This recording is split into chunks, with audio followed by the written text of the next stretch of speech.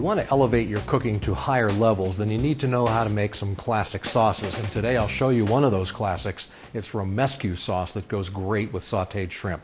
I'm starting with a hot, dry skillet, and I will toast my slivered almonds in it. And then once they are fragrant and golden brown, I'll add them to the bowl of a food processor.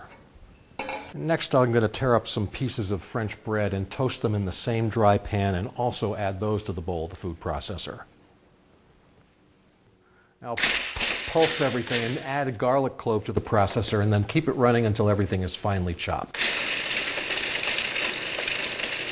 Now that everything's finely chopped, I'll add a couple of tablespoons, or just a teaspoon of some sherry vinegar and a couple of tablespoons of olive oil, along with 7 ounces of roasted red peppers and a few dashes of cayenne pepper. And then I'll process it all, get it nice and smooth to make a beautiful Romescu sauce.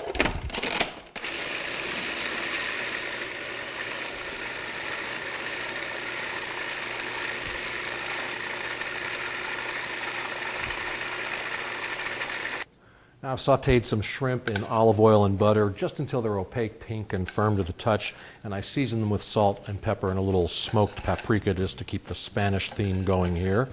And now we'll top it with the Romescu sauce, and it's a wonderful first course or appetizer.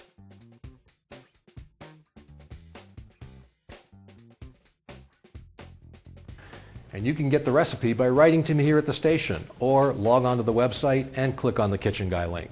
I'm Chef Jim. Thanks for watching Kitchen Guy, the tastiest 2 minutes in television, and I'll see you next time.